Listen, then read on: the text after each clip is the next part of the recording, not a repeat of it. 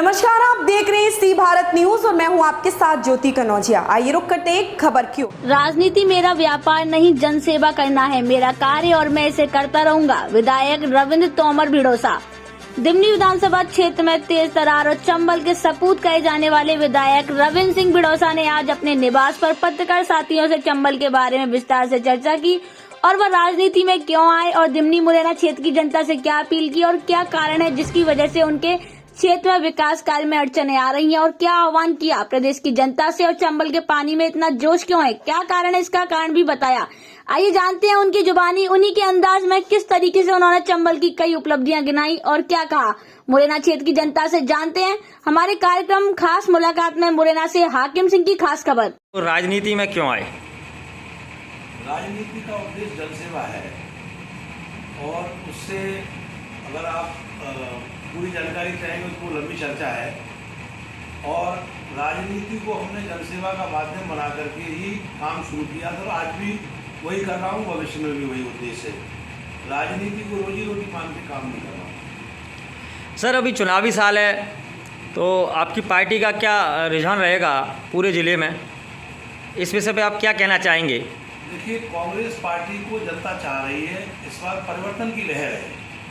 Bharatiya Janata party का 19 वर्ष का शासन, 20वां वर्ष शुरू हो गया है और ये 19 वर्ष का जो शासन है ये टोटली फेल्यूर है और मध्य प्रदेश में भाजपा के शासन का जो विकास है वो इस प्रकार से है कि 3,98,000 करोड़ रुपया मध्य प्रदेश की जनता के ऊपर कर्जा हो गया है।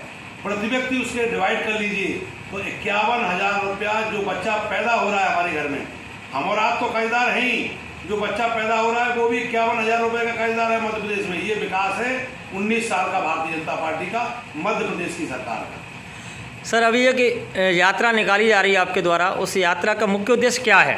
यात्रा का उद्देश्य ये है, 2 उद्देश्य हैं उसके। एक उद्देश्य तो ये है कि उस माध्यम से जनता से मिलना जुलना आवश्यक है। 1952 में पहला चुनाव हुआ, आज तक दिमनी में कोई ऐसा विधायक नहीं हुआ जो जनता के बीच में पैदल चल के गया हो। राहुल गांधी जी ने भारत जोड़ो यात्रा निकाली, उसको संबद्ध करते हुए हमने यात्रा निकाली है। दूसरा ये है कि लोकतंत्र में 2 रास्ते होते हैं राजनीति के, एक तो सत्ता हमारी हो तो सत्ता की ताकत से हम सारे विकास कार्यों को संपन्न करें जनता के लिए। दूसरा रास्ता है विपक्ष का, तो विपक्ष का काम है सत्ता को आईना दिखाना और अगर भेदभाव जनता के साथ हो रहा है तो जनता को साथ लेकर के जन आंदोलन खड़ा करना, ये दूसरा रास्ता है राजनीति का। उसी को मैंने अपनाया है। हमने 42 मार्ग दिमनी में ऐसे दिए थे जिनमें 1 किलोमीटर 1.5 किलोमीटर का रास्ता था, वो 2 बार बजट सत्र में भी ये लिख करके वापस कर दिए गए कि बजट के अभाव में वापस किया जाता है।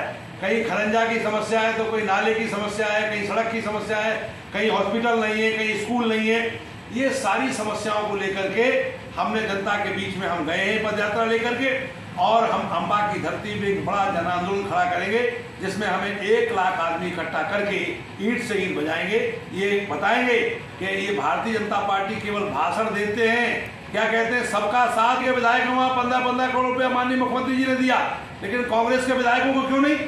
भाई वो भी जनता टैक्स देती ना, दिमनी की जनता भी तो टैक्स भरती है।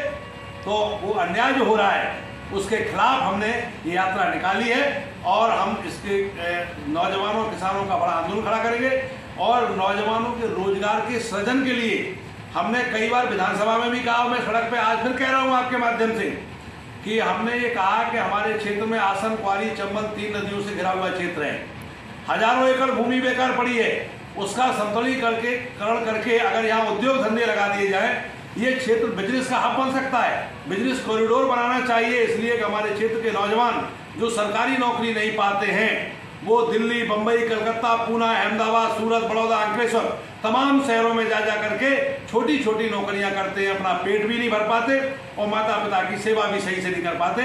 इसलिए कितना भी समय लग जाए इसको जन आंदोलन बनाएंगे और इस क्षेत्र को, चंबल क्षेत्र को बिजनेस का हब बनना चाहिए। इसके लिए हम पूरी लड़ाई यहाँ से लेकर के केंद्र तक लड़ेंगे और 3 प्रदेशों से चंबल निकलती है।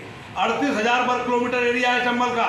इंदौर के मानपुर से शुरू होकर के राजस्थान के रास्ते होकर के मध्य प्रदेश के इससे श्योपुर, सबलगढ़, सुमावली, जौरा और हमारा दिमनी, अंबा, पूरा कमरघाट का एरिया और भिंड से लेकर के जालौन तक उत्तर प्रदेश में जाके खत्म होती है पच नदी में मिलकर के वो यमुना जी बन जाती है।